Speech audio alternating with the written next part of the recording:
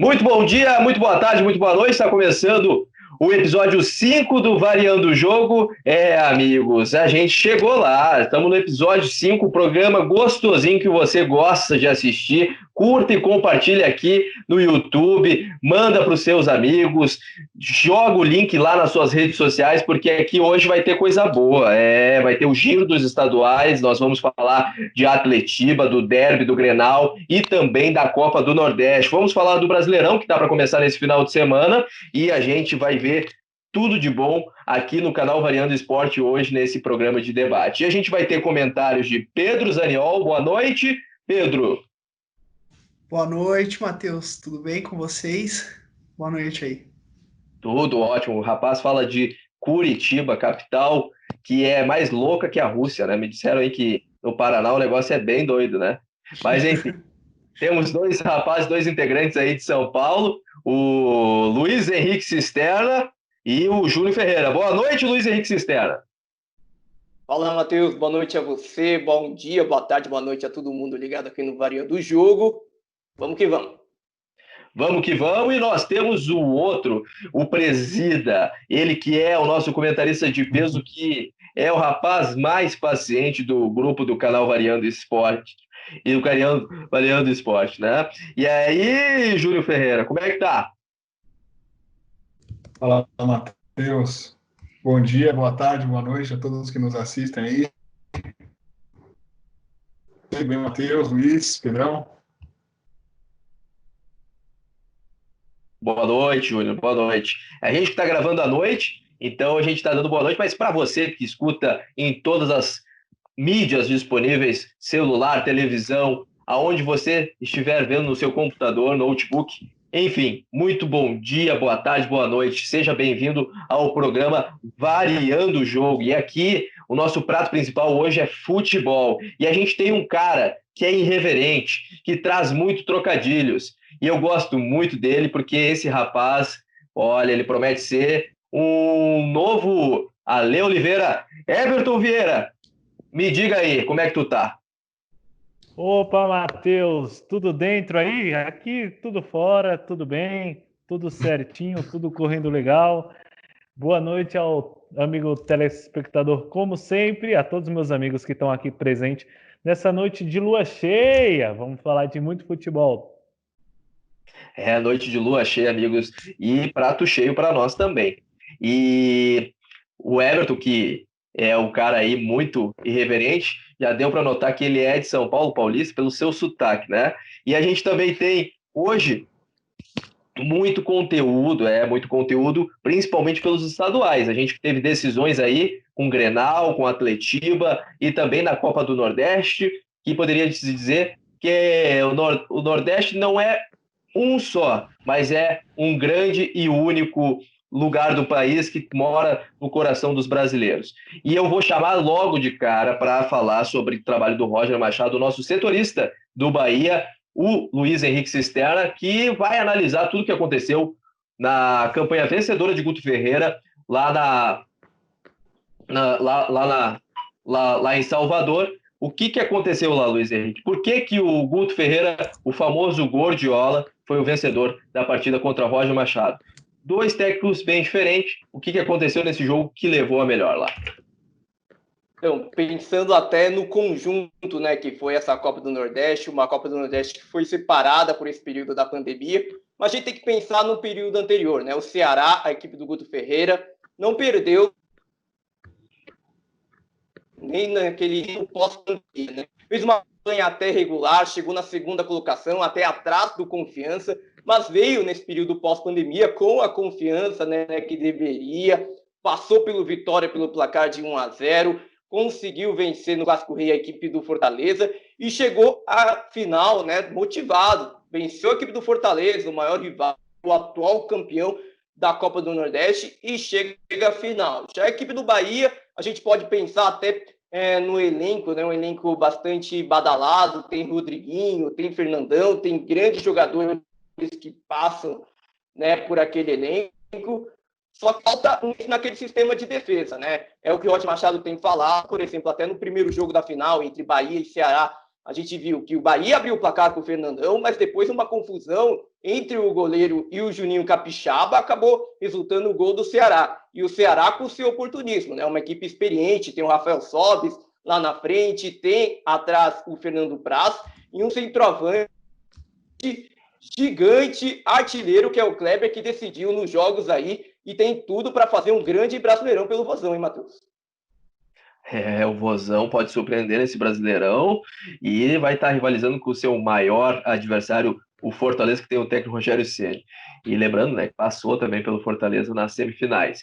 Mas, tirando lá de Salvador do calor, nós vamos para o frio, em Curitiba, para falar do Atletiba. Tem tricampeão aí na capital, Pedro Zaniol? É isso aí, Matheus. Mais uma vez deu Atlético Paranaense, tricampeão paranaense, seu 26º título, e dessa vez foi com força máxima, né? Porque nos outros 2 títulos o Atlético tinha jogado e sido campeão com um time alternativo.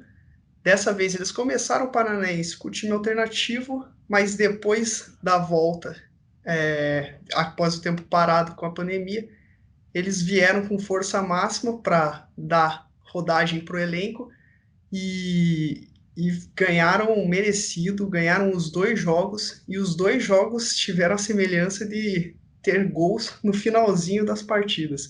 No primeiro jogo, lá na Arena da Baixada, ganharam com um gol de Léo Cittadini aos 46 do segundo tempo, levaram a vantagem para o segundo jogo no Couto Pereira, e o Coritiba até começou bem, estava levando o jogo para os pênaltis, estava ganhando de 1-0, gol do Sabino de pênalti no final do primeiro tempo. Só que aí, no finalzinho do jogo, quando todo mundo já achava que a final seria decidida nos pênaltis, o lateral direito Kelvin, que entrou no decorrer da partida, fez um golaço do meio da rua, soltou um petardo lá onde a coruja dorme, um golaço.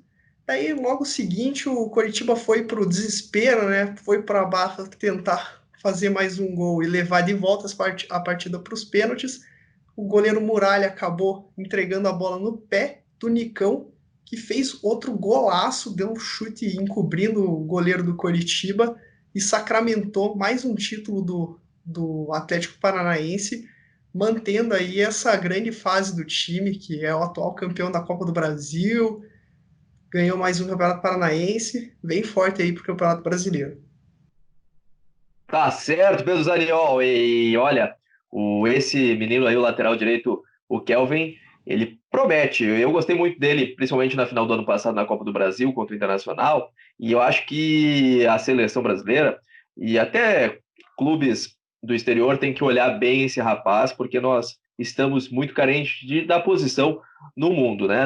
Não é só no Brasil, não, mas no mundo em geral existe uma carência na lateral direita. Esse menino encarou muito bem nos seus primeiros jogos, principalmente numa grande final de Copa do Brasil, onde o Atlético se saiu campeão. E tem outro, né? Outro que eu gosto muito do Atlético Paranaense, que é o Nicão. Depois o Everton Vieira, que é o nosso rapper, ele faz aí uma rima. O que combina, hein, Everton? Nicão rima com o quê? O que será? Depois tu me conta.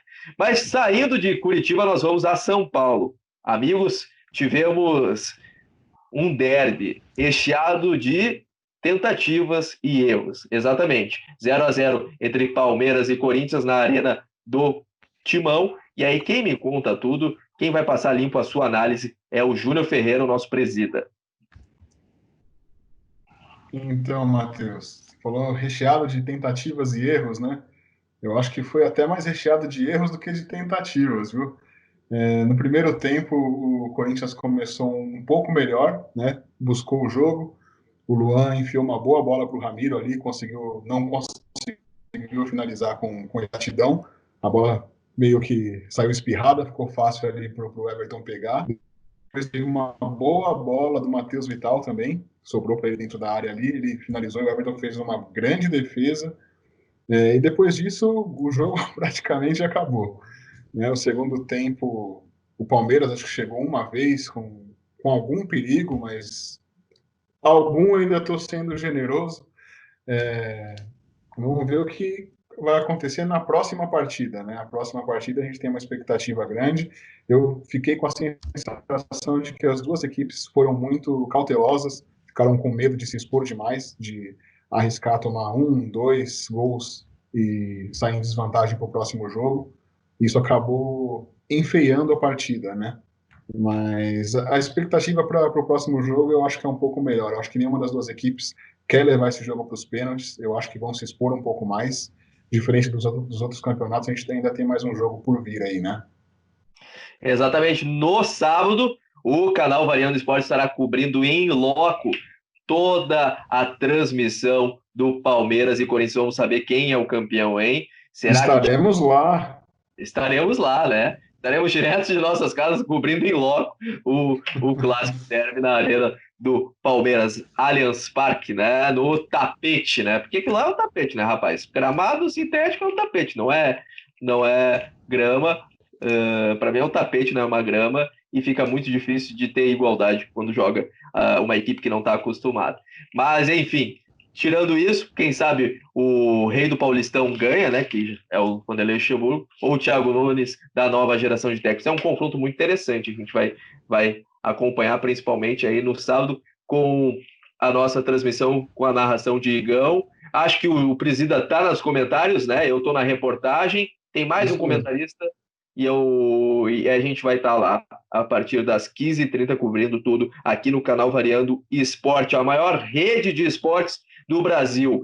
Amigos, a gente também vai cobrir outras coisas, não só transmissões de futebol. Então eu peço que você compartilhe, você curta, você siga o nosso canal. Por gentileza, a gente está quase batendo a nossa pequena meta para alguns, mas para nós muito grande, que é 400 seguidores. E o canal Variando Esporte, que já está sendo reconhecido aí principalmente pela sua inclusão social. Exatamente, a gente teve aí o nosso amigo lá de Curitiba, que agora não vou me recordar o nome dele, que ele estava interpretando textos com a nossa narração de uma transmissão que nós fizemos, e ele é um menino que é surdo, né? Também tem síndrome de Down, e isso deixa a gente muito orgulhoso, porque a gente sabe que a gente está indo no caminho do bem. E agora trocando um pouquinho de assunto, falando do Grenal, que é a parte que me cabe aqui, rapaz, Grenal foi quase um rodeão, viu? Foi quase um rodeão do Grêmio, na arena do Grêmio, ontem, na quarta-feira, e 2-0. E aí eu digo para vocês, ficar treinando Porto Alegre ou ficar na praia no Rio de Janeiro? O Renato ficou na praia e se deu bem. Mas é um trabalho consolidado de 4 anos, o Renato Portaluppi, não é Renato Gaúcho, é Renato Portaluppi, esse é o sobrenome dele. Ele já vem há 4 anos, eu já diria, antes mesmo de a gente gravar aqui, que o Renato é quase um Sir Alex Ferguson do Brasil. Hoje eu não vejo ninguém comparado com ele de treinador, e a equipe do Grêmio tem um DNA. Ela joga no 4-2-3-1, e quando ela tem a fórmula que o Renato quer, que é com seus extremos, principalmente com o Everton Cebolinha, que foi vendido para o Benfica de Jorge Jesus, e aí teve uma polêmica também, né, que o Renato criticou o Jorge Jesus depois da partida. Quando o Grêmio consegue fazer a sua transição rápida, aí é muito difícil a equipe adversária conseguir parar o Grêmio, que jogou por 2 anos o melhor futebol do Brasil, 2016, 2017, e um pouco de 2018.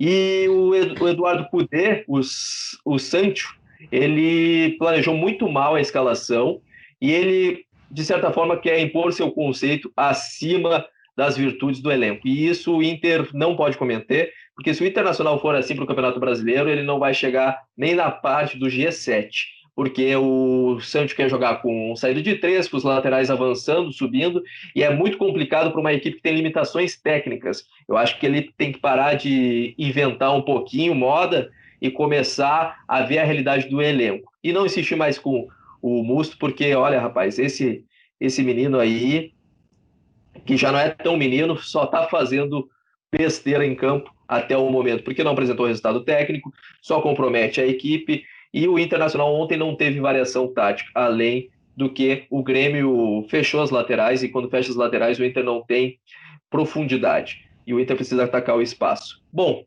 tudo normal no Rio Grande do Sul, fazem 9 clássicos que o Grêmio ganha e o Inter perde. Tá difícil pro Colorado aqui no Sul, e é isso que vai ser praticamente a rotina pelos próximos meses, ao meu ver, porque é cíclico. O futebol no Rio Grande do Sul é cíclico. Uma hora da Internacional, uma hora da Grêmio, uma hora da Grêmio, uma hora da Internacional. Foi assim quando o Grêmio caiu para a segunda divisão e voltou, e foi assim agora com o Inter voltando. E o Inter ainda está em reconstrução, por mais que alguns colegas da imprensa não gostem de ouvir sobre isso.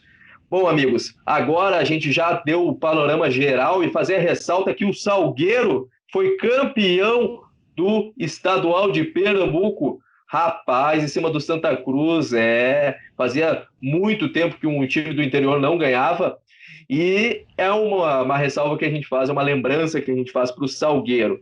Bom, trocando de assunto, Brasileirão 2020 começa nesse final de semana e nós temos adiamento de partidas por finais estaduais, né? E também temos partida que nós iremos cobrir no domingo, Red Bull Bragantino e Santos. Nós estaremos lá, eu e o Junião. Acho que o Pedro Zaniol tá nessa, né, Pedro? Não, essa eu não tô. Tá certo. Mas nós estaremos lá cobrindo Red Bull Bragantino e Santos. E agora a gente começa pela luta. A luta do Z4. A gente vai começar de ordem decrescente, de cima para baixo. E nós temos o Z4 do Brasileirão. A gente tem aqui alguns times que a gente separou. Nós temos o Curitiba, o Goiás, o Fortaleza, o Sport e o Atlético Goianiense. Mas se vocês quiserem acrescentar mais algum time, vocês me digam, tá? Quem vai cair? Quem vai ficar na zona da degola, pessoal? E diz aí, Júlio Ferreira. Olha, eu aposto em Atlético Goianiense. A minha aposta aí para a lanterna do campeonato. Eu acho que é talvez o time com menos recurso. Curitiba, eu acho que mostrou na final aí do Paranaense que num confronto com um time de Série A, o Atlético Paranaense vem bem consolidado na Série A nas últimas temporadas, né? Até fazendo boas campanhas. Não aguentou muito bem o tranco ali. Vai enfrentar outras pedreiras durante a competição. Então eu acho que é bem difícil conseguir roubar muitos pontos desses times, né? Eu acho que o Fortaleza, diferente do ano passado, não vem apresentando um futebol no mesmo nível, né? Não vem mais atropelando seus adversários como vinha lá no Nordeste. Também eu acho que é um candidato aí a descer para a Série B na próxima temporada. Diferente do Ceará. O Ceará acho que já mostrou uma evolução bem legal nessa temporada. Tem as suas limitações, mas vem apresentando um jogo consistente, né? É objetivo, consegue conduzir a bola até os seus atacantes, que conseguem guardar os seus gols, né? Eu acho que o Sport é novamente aí um candidato a cair na próxima temporada. Eu acho que com as limitações, está com alguns problemas financeiros também, não conseguiu reforçar muito seu elenco, então eu acho que também não vai aguentar não e vai voltar para a Série B na próxima temporada. Esse para mim é um grande favorito a cair, o Sport, principalmente na lanterna, viu? O Sport que tem um orçamento restritíssimo, de 40 milhões anual, e é muito complicado, né, para o Sport esse ano, principalmente porque está numa instabilidade financeira e política.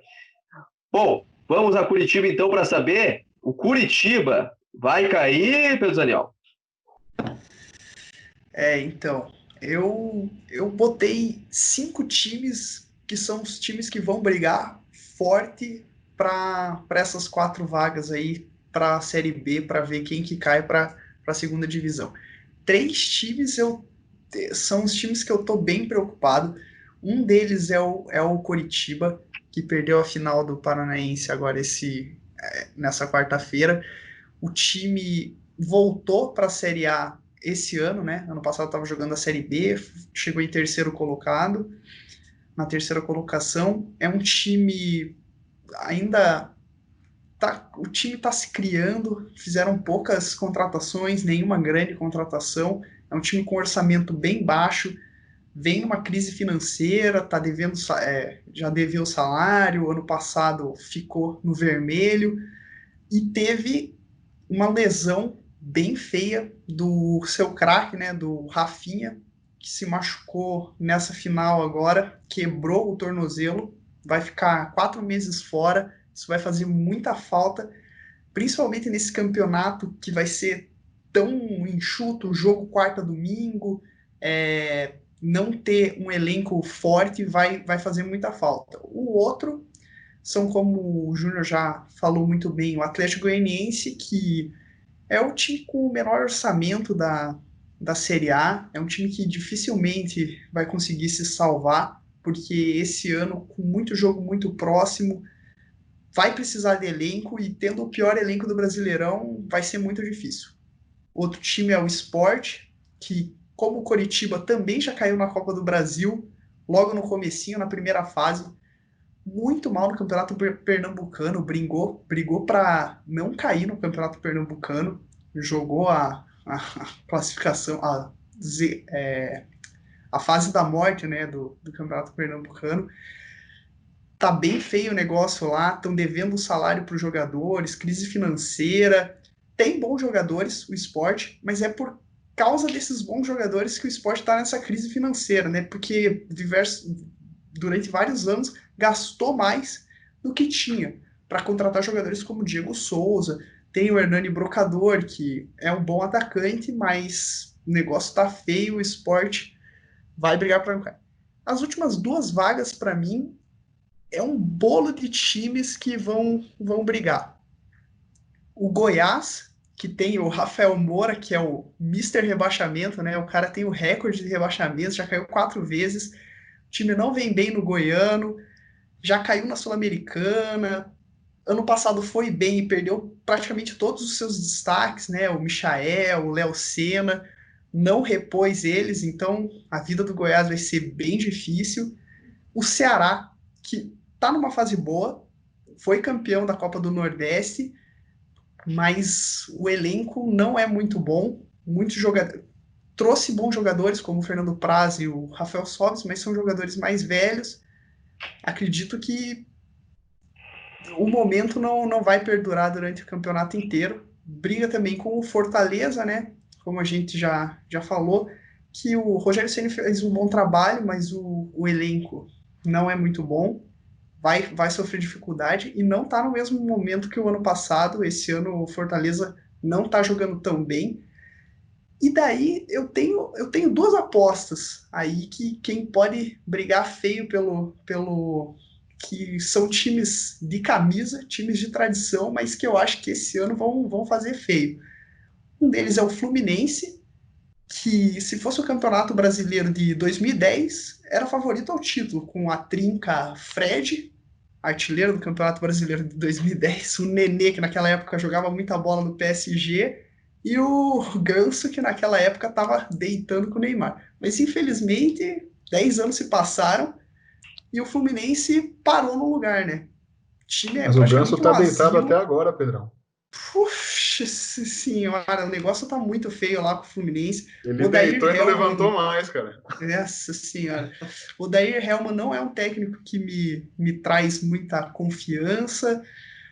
Vai ser.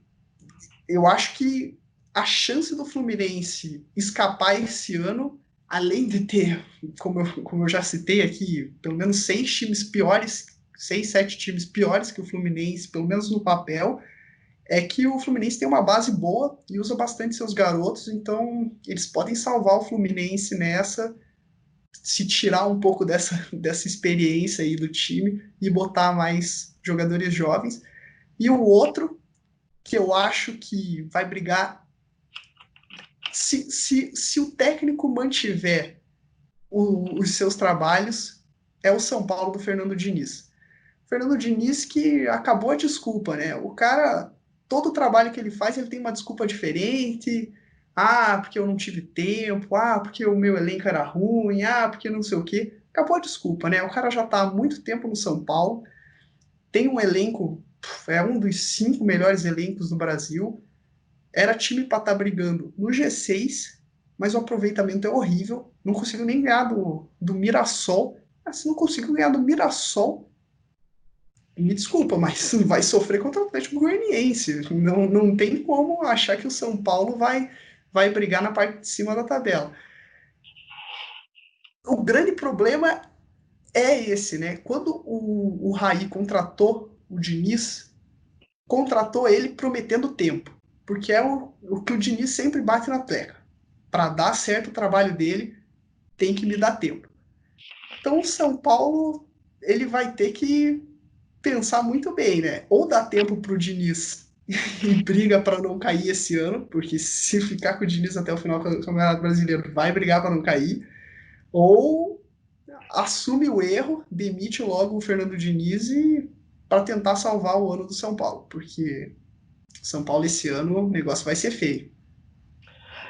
Pedro Zaniol, eu como sou um resultadista por natureza, eu já diria que tem que logo ir embora Fernando Diniz e nada de tempo para ele, porque a gente vê vários exemplos de pouco trabalho em tempo e eles dão resultado. Evidentemente que não é o mesmo elenco, não é a mesma situação, mas Jorge Jesus comprovou que é possível sim fazer um trabalho bom em curto tempo, assim como Zidane, viu? Lembrando aí meu lado torcedor para o Real Madrid, Zidane também fez isso agora quando voltou ao Real Madrid, ganhando a La Liga. E por um outro lado, eu acho que o São Paulo não cai por causa do elenco, e o Fluminense não cai por causa do Odair, porque o Odair ele consegue fazer uma união e os jogadores jogarem por ele, e principalmente pelo que eu vi nos jogos de enfrentamento contra o Flamengo no Campeonato Carioca, ele se saiu muito bem, assim, conseguiu uns remédios bem interessantes contra a doença, se é possível dizer. Luiz Henrique Cisterna, quem são os 4 rebaixados para você? Assim, eu fiz uma lista baseando até nas equipes que subiram, né? A gente tem o Sport, o Atlético Goianiense, tem o Curitiba. Só que o Bragantino está em outro naipe, um investimento muito grande, uma equipe que deve lutar por G6, Sul-Americana ou até mesmo a Libertadores. Então eu já afasto o Bragantino dessa lista. Mas já pensando nesses 3, o Atlético Goianiense, como vocês disseram, uma equipe de baixo orçamento, uma equipe que não vem sendo tão bem e provavelmente vai ser um campeonato onde vai tentar mais empatar do que vencer. E quando você não quer vencer, você perde. Então o Atlético Goianiense vai estar um pouquinho afastado. Mesma coisa a questão, por enquanto, do Curitiba.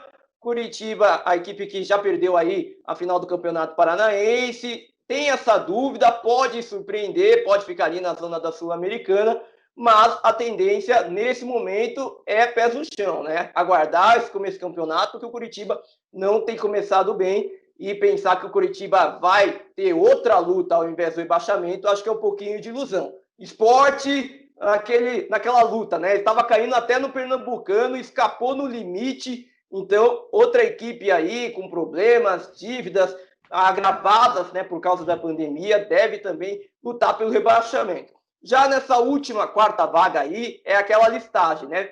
Vários times devem lutar, na minha visão. A gente já tem o Goiás, que não está bem no Goiano, uma equipe que provavelmente, né, até pelo elenco, até baseando nos seus últimos retrospectos aí nos últimos jogos, uma equipe que não vai demonstrar muita resistência. Pensa também em Fortaleza, a equipe que voltou mal aí pós-pandemia, lógico. É até estranho falar mal pós-pandemia, né? Foram 3, 4 jogos, mas já se espera resultados, porque o Campeonato Brasileiro já está aí, vai ser um jogo no domingo, outro na quarta, domingo na quarta, e vai precisar muito, né, até de elenco. Vale ressaltar aquela nova regra da FIFA, né? Os jogos terão 5 substituições por jogo. Se pensar em times que não têm um elenco tão grande, uma rotatividade gigante, jogos domingo e quarta-feira, não vai ter peça de reposição. E essas equipes menores até vão sofrer mais que outras. Aí a gente também já pode pensar até no Ceará, que a gente falou, campeão da Copa do Nordeste, mas o Campeonato Brasileiro são 38 rodadas, né? O Ceará não tem feito campanhas assim para a gente falar que, nossa, o Ceará vai brigar lá em cima. Ano passado sofreu, as mudanças de hoje são para mais experiência, mas a gente sabe, os jogos serão intensos, correria, e a gente quer jogadores com mais agilidade, né? A gente sabe que jogadores mais velhos, com mais idade, vão agregar ao elenco, mas no campo a ideia é um pouquinho diferente. E até coloquei uma equipe diferente aí, ninguém falou até agora, mas a questão do Santos. O Santos que demitiu o Gesualdo aí nessa semana, vem com graves problemas financeiros, um elenco que não tem muito a ver com o do ano passado, com o Sampaoli, um elenco muito mais de poderio reduzido e pensando agora nesse desmonte, né? Vários jogadores titulares pedindo aí para sair do clube, metendo processo porque não recebe salário há meses. Então, a situação política, técnica, pensando no geral, o Santos também é uma equipe que tem que tomar cuidado. Além das equipes do Rio de Janeiro, né? Lógico, não vou falar aqui no Flamengo, porque o Flamengo, para ser campeão, está longe. Mas pensando aí em Botafogo, Fluminense, Vasco, anos e anos sem boas campanhas, são equipes que devem aí ficar de olho nas primeiras rodadas, porque se, de novo, ficar com aquela desculpa aí que tem problemas, aquilo lá, chega depois na rodada 30, fica fazendo conta, né? Preciso chegar nos 45 pontos para fugir do rebaixamento.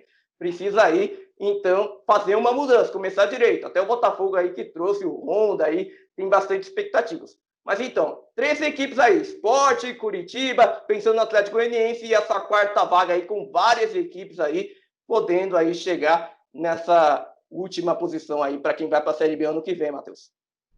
Tá certo, Cisterna, tá certo. Se eu quisesse uma Honda, eu ia na concessionária, né? Everton gostou dessa aí. O Everton gostou. Fala, Julião. Até que porque a Honda não tá fazendo sucesso há muito tempo, né? A Honda não tá com motor muito forte, não. Essa Honda aí é uma furada. Fala, Julião. Eu ia tocar num tema, o Pedrão falou do São Paulo, né? E o Cisterna do Santos. Eu ia até tocar nesse ponto dos cariocas, né? Os cariocas não vêm muito bem. Esses 3 times não vêm muito bem nos últimos campeonatos.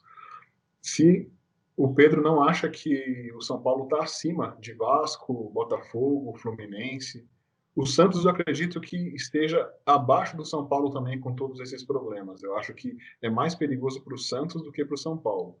Eu acho que o São Paulo, mesmo com as suas dificuldades, tem um bom elenco, né? Tem um técnico que não está trazendo um resultado a nível de títulos, mas faz o time jogar. Então eu acho que pelo menos para o meio de tabela, eu acho que o São Paulo briga, assim. Eu acho que não vai chegar a esse ponto de estar abaixo de todos esses clubes que nós citamos até agora, e mais Botafogo, Vasco, Fluminense, Santos. Já que é um programa de debate, né? Vou levantar essa bola aí para a gente debater. Então, só para completar meu ponto de vista, eu acho muito... Eu realmente, fazendo a tabela que eu fiz aqui, uma projeção da tabela, eu botei o São Paulo no meio da tabela, lá em 10º lugar, porque eu acho muito difícil um time como o São Paulo ficar algumas rodadas na zona de rebaixamento e não demitir o seu técnico. Então, é praticamente certo que não vai terminar o ano com o Fernando Diniz. O meu medo é que os jogadores gostam muito dele. O Daniel Alves já deu diversas entrevistas. O Raí, quando contratou ele, falou: a gente confia em você. Meu medo é que o São Paulo faça tipo o Inter em 2016, quando caiu, que era um elenco bom, ficou o campeonato inteiro brigando para não cair, mas não estava na zona de rebaixamento, e daí quando viu, nas últimas 3 rodadas, o Inter estava na zona de rebaixamento e não tinha mais como se salvar. O meu medo é esse, que o São Paulo fique nessa, assim, tipo, não tá ruim o suficiente para demitir o Diniz, então vamos deixando, não, vai melhorar com o tempo, e daí quando vê, no final do ano, o negócio já tá insolucionável, o problema. Corda no pescoço, né? Falando até um pouquinho aqui do São Paulo, né? A gente pensar no período antes da pandemia, era até falado como a equipe que tinha jogado melhor aqui no Campeonato Paulista, chegou nesse período pós-pandemia, digamos, 3 jogos, 2 jogos com a equipe titular, uma equipe que tomou 3 gols, mas marcou 2 gols. É o que a gente pensa da equipe do Diniz, né? Uma equipe que tem muita posse, de vez em quando tem bastante volume de jogo, finaliza bastante, mas não consegue acertar o gol, e quando o adversário chega, marca na hora. E aí acaba desesperando toda aquela situação. Muito tem falado do Diniz isso até na temporada passada, para esse ano é um assunto novamente. Só que tem que pensar, o São Paulo tem Brasileiro, tem Copa do Brasil e tem Taça Libertadores. Serão 3 competições.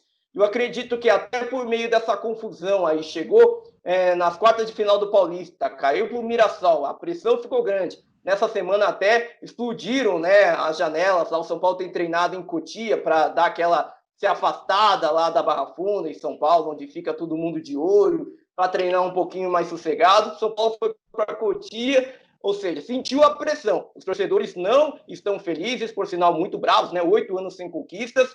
E aí tem que pensar nesse começo de temporada. Campeonato Brasileiro vai ter uma sequência aí inicial, até com jogos mais fáceis, vai pegar fácil entre aspas, né? Vai pegar o Goiás fora de casa, o Fortaleza depois em casa. São jogos que o São Paulo, para elenco que tem, para a vontade que tem de mostrar, o Fernando Diniz, que precisa demonstrar esse trabalho aí que antes era chamado de dinizismo, né? Perdeu para o Mirassol, já virou tudo de mal a pior. Precisa ganhar, garantir esses 6 pontos, dar essa tranquilidade, porque mês que vem tem Libertadores, vai surgir a Copa do Brasil, e se não trazer resultado, a batata vai fritar e vai ser mais um ano na fila. Mirassol. Eu agora me inspirei no Everton e eu vou fazer uma paródia, ó. Mirassol, amarelo, amarelo.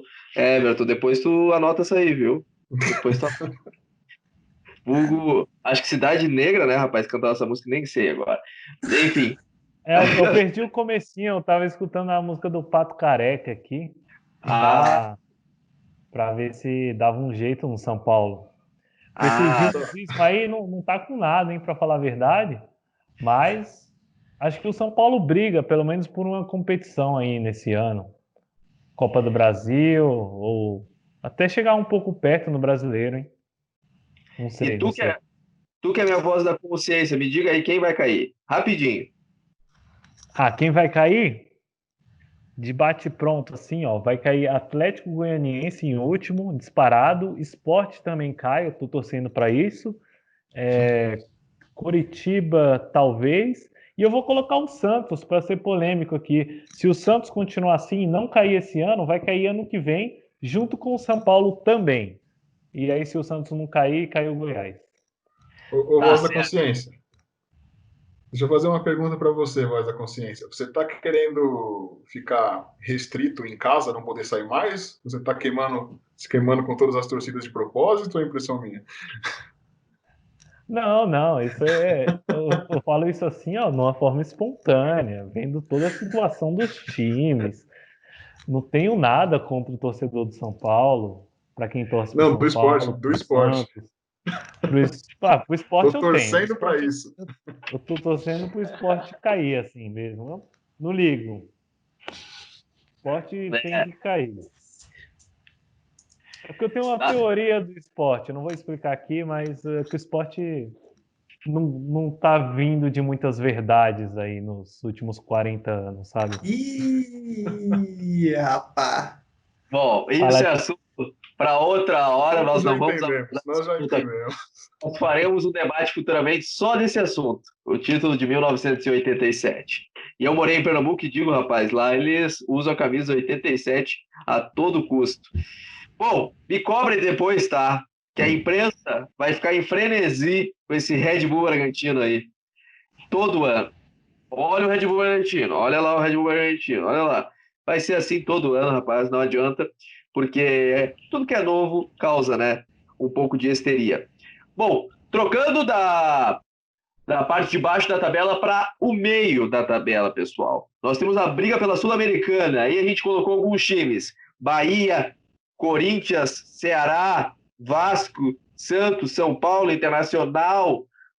Bom, até o Fortaleza, não sei. A gente pode buscar outros times aí que são considerados gigantes do futebol brasileiro que podem ficar lá também. Me digam, pessoal, quem vocês acham que vai brigar pela Sul-Americana? Que é negócio, né? É a segunda divisão da Libertadores, Júnior Ferreira. Na verdade, tirando quem não é rebaixado, eu acho que tem que fazer muito esforço para não ir para a Sul-Americana hoje em dia, né? Porque é praticamente a tabela toda do campeonato. Eu acho até vergonhoso isso. Mas eu acho que se classificam os times que eu citei agora há pouco. Fluminense, Botafogo, Vasco, São Paulo, Santos. Eu acho que esses times vão para a Sul-Americana. Aqueles 2, 3 times que ficam ali sem classificação nenhuma, aí eu acho que fica ali com Goiás, Ceará, talvez Fortaleza, aquela parte inútil da tabela. Eu falei que é a segunda divisão da Libertadores, mas a sensação de ganhar, amigos, uma Sul-Americana é muito legal. É um campeonato muito, muito da hora, como diriam meus amigos paulistas, e, e é muito legal mesmo, porque é competição de mata-mata, né? Pontos corridos é muito chato. Eu acho muito chato, mas eu acho que tem que ter. É E a nossa Europa League, né? É a nossa Europa League, então é, não é a tem, nossa não Europa. tem como você desconsiderar também. Exatamente. E Cisterna, a Sul-Americana, rapaz, que tu vê aí quem pode chegar lá na Sul-Americana para poder, quem sabe, ter um trabalho mais consolidado aí? Olhando a tabela, né? Olha, temos o primeiro ao quarto vão a Libertadores, o quarto e o sexto também vão, né, mais para pré-Libertadores. E aí tem aqueles que ganham a Libertadores, daí já vira G7, daí tem aquele que ganha a Copa do Brasil, já pode virar um G8, e aí do oitavo vai até o 14º, quinto, até o 17º cai, ou seja, tem que se esforçar, como disse aí o Júnior, para não ir para a Sul-Americana. E pensando aí, equipes que podem acabar, digamos, muitas equipes podem não ir à Libertadores porque o Campeonato Brasileiro é imprevisível. Mas pensando aí também, todas as equipes do Rio de Janeiro, Botafogo, Fluminense, o Vasco, não todas, né? Porque o Flamengo está em outro naipe e a gente já pensa que o Flamengo pode ser campeão. Pensando nas equipes de São Paulo, eu penso que tanto o Corinthians, o São Paulo e o Santos precisam mostrar. Vamos pensar também até na ideia do Corinthians, né? A equipe chegou para esse pós-pandemia aí, com a corda no pescoço, tava até de olho aí se não podia cair ou não, depois ganhou o jogo contra o Palmeiras, um clássico, mas tem que pensar também que naquele jogo o Cássio fez grandes defesas. Contra o Oeste ganhou de 2-0, mas o Cássio fez grandes defesas. Contra o Bragantino foi um jogo meio atípico, até porque marcou um gol nos primeiros minutos. Então, é um campeonato longo, precisa demonstrar resultados, mas o ponto é que a equipe do Corinthians, como já caiu da pré-Libertadores, vai ter mais tempo aí para esse campeonato brasileiro. Então, seria, digamos que, uma estratégia mais fácil para o Corinthians para focar nessa temporada, enquanto muitos vão ter outras tarefas. Então, vai ter que mostrar que pode sair dessa zona sul-americana e pegar aí, disputar por título, Libertadores ou pré-Libertadores. Santos é aquela história, né? Tá na crise, mas vai lá, traz o Cuca, que é o técnico que tá no nome aí, ainda não tá confirmado, mas deve ser ele o técnico do Santos. Vamos ver se acerta ou se vai ter mais problemas aí no meio da temporada e vai ficando na zona da Sul-Americana. O São Paulo é aquela história. Vai fazer uma temporada importante, daqui a pouco começa a perder, demite o técnico, fica na zona de rebaixamento e no fim fica com uma Sul-Americana. Ou seja, a Sul-Americana é um espaço que ninguém quer estar, mas todos estão perto dela.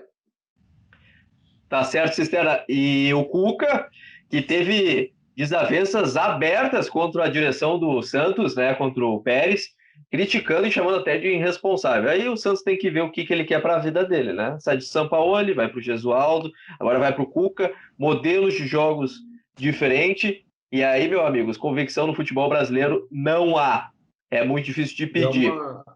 É uma situação até que não dá para entender muito bem, né, Matheus? Porque o Santos demitiu o técnico, está com vários problemas financeiros, está sendo processado, a gente vê notícia aí quase que diariamente, jogador querendo sair, pedindo rescisão, Everson, Sacha, cortou o salário dos jogadores, era apalavrado com os jogadores de que essa redução seria de 30%. Aí, 2 dias antes do pagamento, os jogadores receberam um e-mail dizendo que seria 70% do corte no salário. Então, tá todo mundo insatisfeito, ninguém tá jogando feliz. Mesmo quem não tá cogitando sair, que tem uma postura mais, vamos entender o momento, não está feliz. E aí, em meio a toda essa crise, sem pagar ninguém, o Santos vai atrás do Cuca, que não é um técnico barato aqui no Brasil. Ele vai ganhar aí no mínimo, vai pedir no mínimo seus 600 mil, no mínimo. E aí, como que o Santos vai fechar com um técnico desse, devendo para o elenco todo 3 meses, 4 meses, 5 meses de salário e direito de imagem? Eu fico perguntando o que estão fazendo com o nosso clube do nosso rei, né? O que estão fazendo com ele? Matheus. Oi, pode falar. Então, até pensando aí um pouquinho nessa história do Santos, né? O Santos, nesse pós-pandemia, aí, teve alguns jogos, teve 3 expulsões consecutivas, em jogos que estava até na frente do placar, quando o Novo Horizontino fez 2-0. Teve a expulsão, virou um 3-2. Contra a Ponte Preta, fez 1-0 ali com o Marinho e depois tomou a virada. Pensar que a culpa é do treinador, né? O treinador que chegou esse ano em meio a tantos problemas, a tantos desmontes, tanta crise externa do clube e no início de um projeto. Digamos que todo mundo agora está no início de um projeto. Esse período de pós-pandemia, as equipes estão voltando em decisões, finais de estaduais. Não é o começo. E já vai entrando novos campeonatos. E demitir um técnico é um tiro no pé, com certeza. É verdade.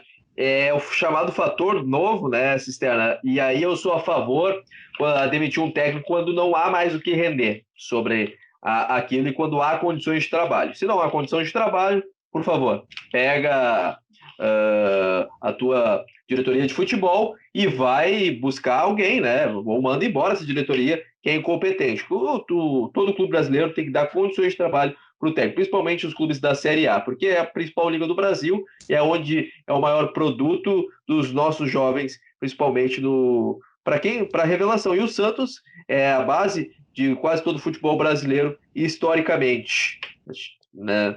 E falando em Sul-Americana, Pedro Zaniol, o time que eu mais gostei jogando e vi jogando foi de 2011, campeão da Sul-Americana, o Laú de São Paulo. Quem é que fica na Sul-Americana no Campeonato Brasileiro, hein, Pedro Zaniol? Aquele time era um timaço mesmo, que foi base pros times do Chile, né? Do São Paulo, que foram também campeão da Copa América. Então, a minha Sul-Americana aqui basicamente ficou os times que não são ruins o suficientes para brigar para não cair. Então, eu deixei o Red Bull Bragantino, que é novidade, tem um investimento pesado, né, da Red Bull, mas eu não acho que vai brigar lá pelo G6, não acho que vai fazer um grande campeonato, porque ainda são muitos jogadores jovens, não acredito que eles vão conseguir, logo na primeira Série A deles, surpreender tanto assim. Acredito que se eles ficarem no meio da tabela já é um grande resultado para a equipe da Bragança Paulista. Eu botei também o Botafogo, que depois de muito tempo entendeu, né, que passou aqueles tempos áureos, o Botafogo não pode mais fazer aquelas loucuras, trouxe jogadores de nome, mas não muito caros, como o Calu e o Honda, tem um bom técnico, que é o Paulo Tuori, e joga, não inventa, né, joga mais atrás, no contra-ataque, acho que eles vão conseguir ter um ano tranquilo, não vão ficar brigando pela zona de rebaixamento, provavelmente vão pegar uma vaguinha na Sula. Outro time que eu botei foi o Vasco, que também está numa crise financeira braba, mas tem um time que eu gosto, a gente ainda tem que ver como vai ser o trabalho do técnico novo, né, o Ramon, ex-jogador do Vasco, Vitória, um grande jogador, está começando, parece ser um bom técnico. No campeonato carioca, o Vasco foi muito mal, mas praticamente ele todo aconteceu antes da parada, então não teve muito jogo para a gente avaliar o Vasco. Mas eu acredito que o Vasco não vai brigar para cair esse ano, até porque eles fizeram uma boa contratação, a do Cano, para ser banco do Ribamar, tá bom, né? Melhor atacante do Brasil, Ribamar. Hoje tem gol do Ribamar. Um abraço, Lucas Calegari, que é fã do Ribamar. Então eu acho que o Vasco esse ano não vai ser um ano complicado para o Vasco. E o Santos, cara, essa história aí de crise financeira, demissão de técnico, time com elenco fraco, eu já vi essa história acontecendo várias vezes e sempre acaba do mesmo jeito. Bota a piazada do Santos e eles salvam o Santos. A base do Santos, que é o único lugar no mundo que o raio cai muitas vezes no mesmo lugar. Parece que todo ano os caras arranjam um craque de bola. Esses tempos E foi o já tem Rodrigo. outro, né? O Santos é um absurdo, assim, eu fico de cara com tanto de jogador bom que eles conseguem fazer Então, isso acaba ajudando também nas finanças do clube, porque vende um jogador desses, consegue pagar os atrasados de todo mundo, e além disso, salva. Então, acredito que o Santos, por causa dessa base aí, e também o Santos. O problema do Santos é que tá na Libertadores também. Vai ser complicado o ano para o Santos, mas eu acho que consegue uma vaguinha para a Sul-Americana. Não acho que vai ser tão feio por conta dessa base aí do Santos. Eu confio bastante nela. Acho que a molecada, mais uma vez, vai salvar o Santos. Muita expectativa em cima de um menino chamado Caio Jorge, né? Tem time europeu de olho no menino, então tem muita gente. Tem até uma reportagem de um jornal espanhol citando alguns jovens atletas que vão estar no Brasileirão, que é para todo mundo se atentar, e o Caio Jorge é um deles, né? O problema do Santos, eu acho que não é nem técnico, nem jogador. O problema do Santos chama-se José Carlos Pérez, né? Muito bom, Julião, tu tocar nisso, porque o que fazem com o dinheiro do Santos? O que fazem com as vendas do Santos? E aí os numerólogos terão que explicar, principalmente aí quem trabalha com marketing esportivo, gestão esportiva, porque, pelo amor de Deus, vendeu o Rodrigo agora, está sempre vendeu agora o Yuri Alberto para o Internacional, e logo vai vender esse Caio Jorge. Caio Jorge, Cailu, só lembro do desenho que eu via quando era criança na TVE. Cailu, grande desenho. Fica essa lembrança aí pro pessoal. Era um grande desenho do menino. Eu me lembro muito bem desse desenho. Mas saindo do meio de tabela, saindo da briga pela Sul-Americana, nós vamos. Inclusive, ele parece com o Pedro, né? É verdade, rapaz. Ele que tá de camisa rosa hoje. Que camisa bonita, hein, Pedro? Esse rosa veste, né, cara? Rosa. Eu tenho uma tese que rosa veste o homem, entendeu? É aquele homem que é refinado. Aquela A gente coisa. quase veio combinando, Pedro. Opa! Eu mudei de ideia na hora. Rosa é bom também porque nenhum time usa rosa, né? Então, completamente parcial. O Palermo usa. O Del Valle usa rosa. O Palermo usa, rapaz. O Palermo Não, usa. Mas aí não é Campeonato Brasileiro, né? Aí tá tranquilo, Fala, Everton. O Del Valle tem distribuidor em todo o país. Todo mercado tem. Seja no pozinho. E é muito gostoso e patrocina nós aqui, né? Pelo amor de Deus, patrocina nós que a gente tá precisando. Esse é o Variando o Jogo. Tá na hora já, né?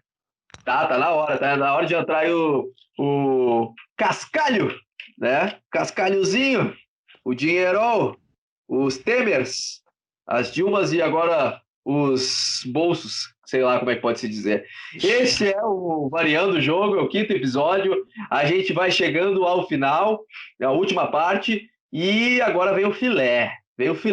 Mas antes disso, compartilhe esse conteúdo de qualidade com os seus amigos, com o pessoal da sua família, com quem você quiser, até para o cachorro e a mãe do Badanha, como a gente diz aqui no Rio Grande do Sul. E vamos para a parte do filé, amigos. Da maminha, da picanha. Quem é que vai levar o título do Campeonato Brasileiro, hein? Luiz Henrique Cisterna.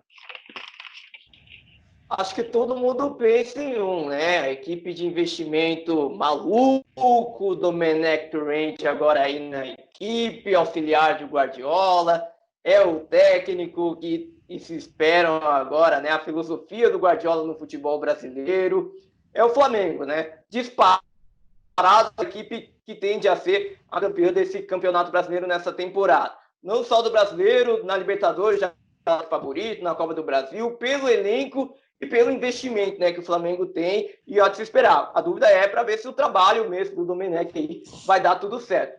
Pensando ali em segundo, terceiro, quarto colocado adiante, né, a gente já pode ver que na temporada passada tivemos o Santos em segundo, depois o Palmeiras, o Grêmio, e depois várias outras equipes. Mas já não teremos o Santos, né, na nossa visão aqui inicial, o Santos em crise. A disputa ali pela Libertadores vai ser tensa, várias equipes tentando demonstrar aí futebol, o Grêmio tentando demonstrar o futebol, mas que ainda tem as dúvidas para essa temporada, a mesma coisa o Inter, o Corinthians, o São Paulo. essa disputa pelo título é do Flamengo. Agora, da Libertadores, até pré-Libertadores, Sul-Americana, vai ser, digamos, na loteria aí, porque está tudo bem definido. Até pela questão do Palmeiras, muito se fala, né? A equipe que tem mais elenco depois da equipe do Flamengo. Mas a gente não tem aquele rendimento mais do Palmeiras. Perdeu o Dudu, o elenco não é mais aquele elenco brilhoso que tinha nas outras temporadas. As peças de reposição são boas, mas jogadores que, por exemplo, Lucas Lima, Zé Rafael, são jogadores que têm entrado na equipe, mas não têm demonstrado aquele rendimento. Então, tem muitas dúvidas, né? Enquanto a equipe do Flamengo tem menos dúvidas, tem mais estrutura, tem mais condições aí para ganhar esse campeonato. Tá certo, então, Cisterna. Sem dúvidas, a equipe do Flamengo é que tem maior qualidade no cenário brasileiro, mas eu, cara, tô sentindo, assim, uma coisa pelo Corinthians, assim, vai Corinthians, é nóis, mano. Pedro Zaniol, acho que vai dar Corinthians esse ano, porque só tem o brasileiro para jogar. Quem é teu campeão aí? Ih, rapaz, vixe, eu, pra ser sincero aqui, eu dividi minha tabela aqui em briga pelo G6, briga pelo vice e Flamengo. Porque pra mim nem tem disputa pelo título esse ano. Eu acho que, falando aqui um pouco dos times que faltaram, né, pela briga pelo G6, o Bahia, que vem aumentando o nível das contratações, tem o Roger Machado trabalhando há bastante tempo, contratou o Rodriguinho, que é um bom jogador. Acredito que o Bahia, se der tudo certo no ano, pode até brigar, se virar um G8, né, um G9, pode pegar uma vaguinha para a Libertadores. O Atlético Paranaense, que é o atual campeão da Copa do Brasil, mas é um time muito diferente, né? Continua um elenco bom, dá para brigar pela vaga para Libertadores, mas é um time completamente diferente do ano passado, perdeu os principais destaques, né? O Rony, o Léo Pereira, Bruno Guimarães, o Marco Ruben, então, e não repôs esses jogadores à altura. Então, para ter um ano tão brilhante como teve ano passado, acho muito difícil, mas consegue brigar por uma vaguinha. O Inter, que é um time, um elenco bom, mas que não está jogando bola. Só que eu espero muito do Kudê. Eu acho ele um bom técnico, fazer um bom trabalho lá na Argentina. Começou bem o ano antes da parada. Depois da parada o negócio desandou, tá bem feio. Mas eu acho que o Inter vai conseguir se recuperar e vai conseguir uma vaguinha para a Libertadores. O time que você deu aí como campeão, eu acho que não vai dar para eles esse ano. Não vai, o Thiago Nunes não vai conseguir repetir o feito do Carille de 2017. O Corinthians surpreendeu todo mundo e foi a quarta força, né? Foi campeão brasileiro. A única coisa que é igual dos dois times é a volta do Jô, né? Do artilheiro, que é craque de bola, vai ajudar muito o Corinthians, provavelmente vai brigar lá pelo G4, mas para título não vai dar.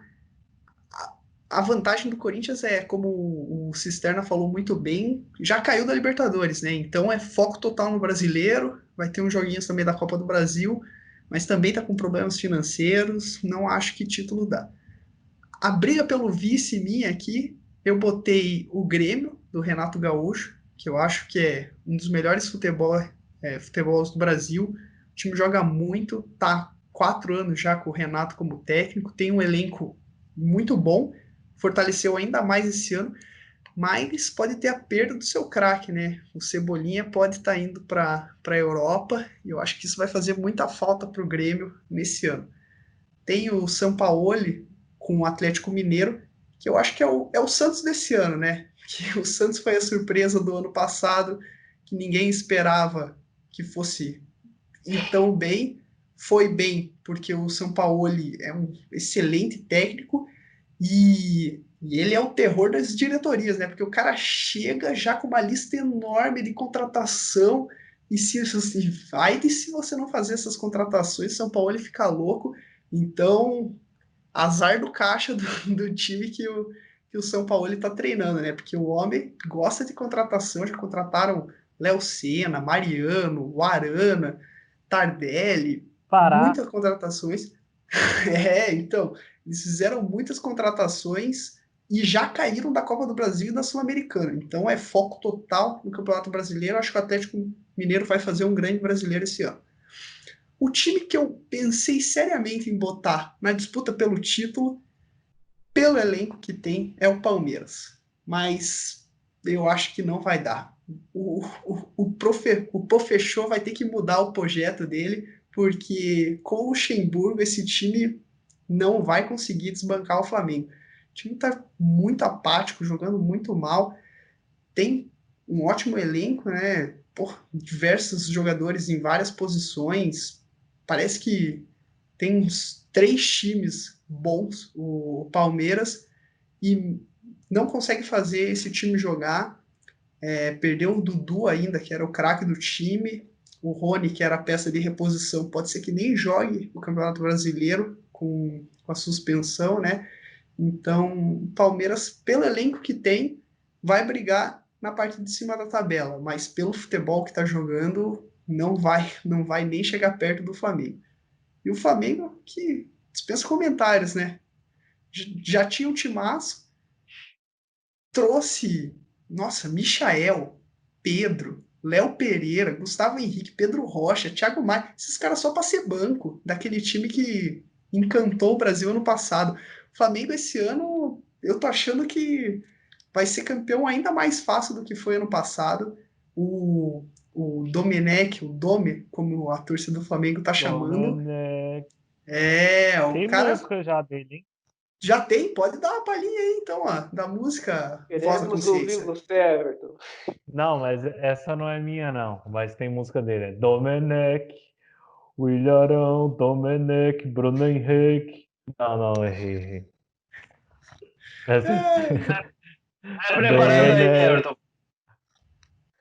Vou preparar aqui, vou dar uma olhadinha na letra melhor. Prepara e no final tu vem com ela no final. O Ele Toreto, veio né? direto do Velozes 9, né? A gente já tá. Eu parei no 7. É isso aí, o Vin Diesel veio treinar o Mengão. Não, realmente, o Flamengo esse ano vai ser difícil. Vai ser difícil Pedrão, a concorrência, fale. deixa eu só fazer aí um parênteses. O Flamengo que tá baixando seu técnico via torrent, né, cara? Exatamente. Então, o Flamengo, cara, eu não consigo. Eu acho que o Flamengo, para perder o título esse ano, é nível Leicester ganhar Champions League, não, a Premier League em 2016.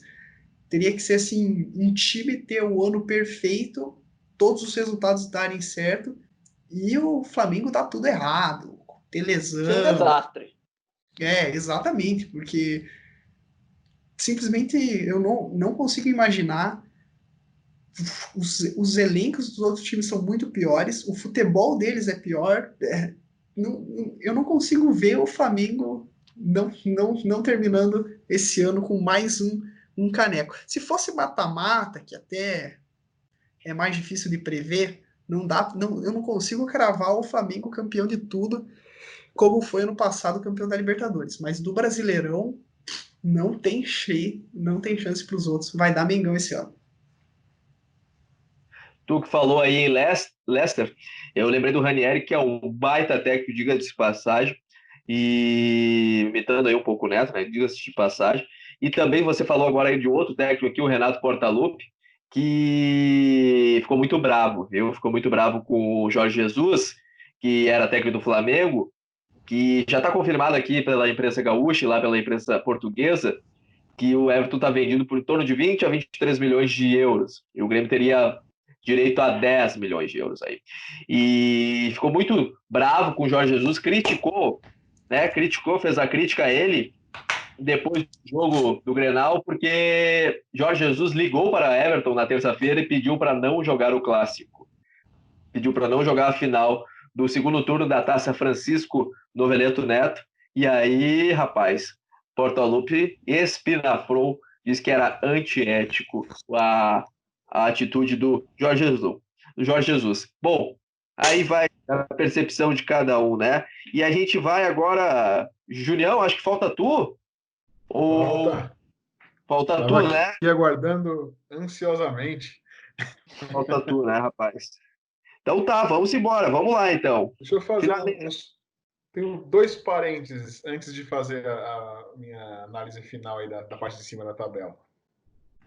Eu acho que com esse problema da pandemia, né, a parada do futebol, esses times que a gente listou lá na parte de baixo da tabela tem que aproveitar esse momento do começo do campeonato que os times ainda não estão 100%. É a hora que eu acho que eles já têm que começar dando o máximo para tentar pontuar, porque depois vai ficar complicado. E aí pode ser o momento deles somarem aqueles pontos que vão fazer diferença lá na frente, eles escaparem da degola, entendeu? Então, Atlético Goianiense, Curitiba, Sport, Goiás, todos eles têm que ir com tudo agora nesse comecinho. Ficou menor, né? Para somar uns pontos. O segundo parêntese, a gente não mal falou dele, é o Red Bull Bragantino. É um time que acabou de subir, né? E eu acho que ele vai dar trabalho para times como Botafogo, como Vasco, Fluminense. Eu acho que ele vai ficar nessa zona, a princípio, da Sul-Americana. Acho que esse ano ainda não briga por Libertadores ou por pré-Libertadores. Acho que pode se aproximar, pode chegar até um nono lugar, como foi o Fortaleza no ano passado, uma campanha parecida, brigar aí com o Bahia, com o Atlético Paranaense, por essas posições, que é onde eu acredito que eles vão ficar. E já falando em Bahia, Atlético Paranaense, aí eu vou para essa parte de pré-Libertadores, né? O G6 que pode virar G7, pode virar G8, como a gente já disse. Eu acho que Atlético Paranaense, Bahia e Corinthians, já vou falar do Corinthians, briga por uma dessas vagas de pré-Libertadores. Eu acho que o Corinthians, com o trabalho do Thiago Nunes, consegue se manter na parte de cima da tabela. Acho que o Thiago Nunes entendeu que ele está num momento de transição, que ele não pode exigir que o Corinthians jogue aquele futebol para cima como era no Atlético Paranaense. Entendeu que ele vai ter que se adaptar ao Corinthians e o Corinthians ir se adaptando ao sistema dele. Né? E com esse elenco que ele tem também, não é possível exigir esse mesmo futebol. O Corinthians também tem problemas financeiros, não deve ter muitos reforços ao longo da temporada, e com o elenco que tem, eu acho que fica complicado você disputar o título de um campeonato de pontos corridos.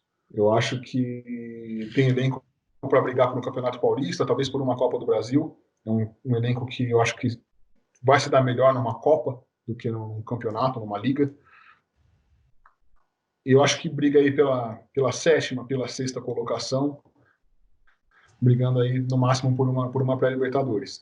E aí vem outros times que eu acho que estão num nível parecido, né? Que é o caso de Inter, Palmeiras, Grêmio, Atlético Mineiro. O Atlético Mineiro eu acredito muito no trabalho. Eu acho que o São Paulo pode fazer esse time render muito. Eu até coloquei aqui o Atlético como vice-campeão. Eu acho que esse time realmente pode render na mão do São Paulo. Tá evoluindo, né? Jogo a jogo, ainda não está rendendo o que eu acho que pode render. O Palmeiras, a princípio, era o meu vice-campeão, mas eu acho que com a saída do Dudu, o Palmeiras perde demais. O time já mudou bastante. O Dudu era uma válvula de escape ali nos momentos em que o Palmeiras tinha dificuldade em campo. A criação acabava passando por ele. Ele não era aquele jogador matador, né? Não fazia tantos gols assim, mas ele acabava sendo decisivo de outras formas, né? Ele criava, ele colocava companheiros em condição de marcar gol, e não tem esse jogador, pelo menos nesse primeiro momento. O Palmeiras ainda não encontrou quem vai suprir essa ausência. O Rony, esses jogos que ele jogou, não se destacou. Na verdade, eu até acho que ele foi um tanto quanto apático nas últimas partidas. Desculpa. O Inter, eu acho que tem um elenco muito forte. Eu acho que não vem jogando bem, mas eu acredito muito no elenco do Inter, no trabalho do Cudê. Eu acho que vai render bastante também, assim como o Grêmio. Gosto muito do time. E o campeão é o Flamengo. Né? O Flamengo reforçou ainda mais o seu elenco. O Flamengo não foi muito bem nessa volta do Campeonato Carioca, né, a parte final do campeonato. Não foi um futebol nada parecido com o que jogou no ano passado. Mas é a volta, né? O time estava voltando agora. Eu acho que o time tem um entrosamento que nenhum dos outros elencos tem. Eu acho que o técnico não vai mudar um estilo de jogo que vinha ganhando tudo, né? Não tem para que fazer isso. Seria loucura. Então eu acho que o Flamengo ainda é o grande favorito, sim. Certo, Julião, certo. Rapaz, sabe que essa questão do Internacional, o elenco, eu não acho que seja tão bom assim. Eu acho que precisa de reforços e o Grêmio, por outro lado, tem um elenco bom. Os dois melhores elencos para mim são Flamengo e Atlético Mineiro.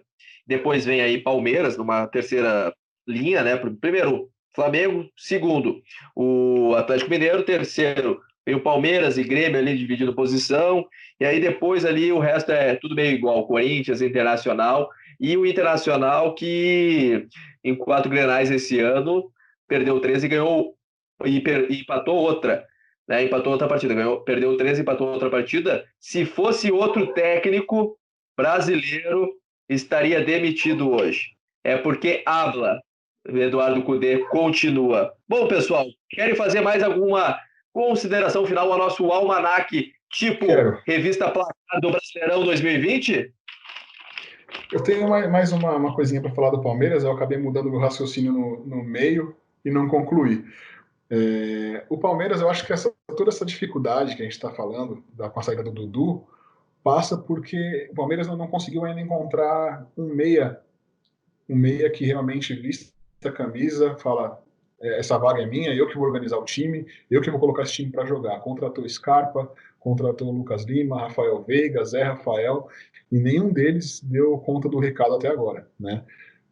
Já foram testados em várias posições ali. Zé Rafael já atuou como segundo volante, já atuou aberto, já atuou como meia, Rafael Veiga também. Gustavo Scarpa já atuou no ataque, no meio-campo, e nenhum deles consegue fazer esse time render. Eu acho que essa é a principal deficiência do Palmeiras e é por isso que não vai fazer frente ao Flamengo nessa temporada. Perfeito, Julião Ferreira. Pedro Zaniol, Cisterna, alguma consideração final sobre o Brasileirão? Não, acho que a gente falou tudo que eu gostaria de falar. Eu acho que esse Brasileirão. Eu tenho, hein? Opa, então fale, Everton. Opa, minha voz da consciência, vai Bom, lá, Everton. para mim, o título já está ganho. Flamengo se consolida. Pode ser que tenha algum empecilho aí, alguma briguinha em algum momento, no final, pode dificultar, mas acredito que tudo se encaminha para ganhar um título na 20ª rodada, tá? O pessoal tá falando muito do Flamengo aí, que voltou mal, tal. Na verdade, não, cara. O Flamengo tá jogando futebol desde da partida contra o River, não fez uma atuação ruim até hoje. Jogou ali contra o Fluminense. Esses times cariocas dificultam muito a vida do Flamengo em alguns momentos, mas um campeonato que a gente preza regularidade, elenco, camisa, tradição, não vai ter para ninguém. O único fator que pode impedir Flamengo, Corinthians, Palmeiras é a questão da torcida, né? Que sabe que é ali no pé, cobrando e muitas vezes alavanca o time para alguma vitória. Mas o Flamengo não vai ter problemas nesse campeonato. Red Bull também concordo, não vai chegar. Tem que se organizar bastante ainda. Provavelmente vai perder para todos os paulistas aqui. E tem um detalhe também da Sul-Americana. Sul-Americana para Botafogo, Vasco, Bragantino mesmo. Claro que ninguém sonha com a Sul-Americana, dorme abraçado, todo mundo quer uma vaguinha na Libertadores, mas ir para a Libertadores para passar vergonha, eu prefiro ficar na minha Sul-Americana de boa, que a princípio também é um título de muita expressão e vale muito para esses times aí. Eles têm que atacar isso, porque ir para a Libertadores, para bater e voltar, para dizer que foi, muito melhor ganhar a Sul-Americana e para mim, time brasileiro tem a obrigação de chegar numa final de Sul-Americana. Corinthians, ano passado, a gente viu, não estava com o time tudo isso. Chegou na semifinal, perdeu para o Del Valle. E o outro detalhe do Corinthians é que pode sim brigar ali na Copa do Brasil, pelo que a gente tem de estilo de jogo, de muito tempo consolidado. E por fim, Palmeiras. Palmeiras tem que ter um 10, né? Ninguém quer vestir a camisa 10 do Palmeiras, é o que tá faltando ali. Arrumou bem a dupla de volantes, mas, infelizmente, não tem Tá um jogando 10. com É isso 3 aí, Matheus. volantes, né? Vai, Julião. Técnico brasileiro tem de inventar muito isso, né? Tá jogando com 3 volantes do Palmeiras, né? Na falta desse camisa 10, tá jogando com 3 volantes. Tá jogando com Patrick de Paula, Gabriel Menino e Ramires, né? As últimas partidas, as últimas 2 partidas. E aí, os técnicos aqui têm que entender que um trio como Casemiro, Kroos e Modric para fazer isso, né? O time precisa de um jogador ali para criar, para municiar o ataque, porque não tem como, não tem condição de jogar assim aqui. Tá certo, Julião. Cisterna, Luiz, sua consideração final, por gentileza. Só pegando até um pouquinho, né, o gancho da Sul-Americana, que é um torneio importante, assim, em dinâmica internacional, uma Série B da Libertadores, para quem for na fase de grupo, né, terceiro colocado na fase de grupo da Libertadores, consegue ir para uma Copa Sul-Americana. Então tem algumas saídas aí para alguns times aí que vê um pouquinho a situação mais complicada para a Libertadores, até para o Santos, que às vezes, né, nessa crise, às vezes não consegue passar, às vezes pode pegar uma Sul-Americana e engatar uma boa sequência. O São Paulo tem um grupo difícil, o River Plate, a LDU, então tem vários caminhos aí. Outra questão, a gente não vai ter torcida no Campeonato Brasileiro, provavelmente, né? Então, os jogos vão ser mais parelho, campo a campo, isso tende a diminuir a distância. E até pensando, né, que para um campeonato que vai terminar em fevereiro, elenco vai ser o mais importante. E principalmente no segundo turno. No primeiro a gente vai ter um monte de cavalo do Paraguai. Mas no segundo turno é ali que vem as decisões e é ali que a tabela muda e vai colocar quem quer ser campeão, quem quer Libertadores e quem vai brigar para cair.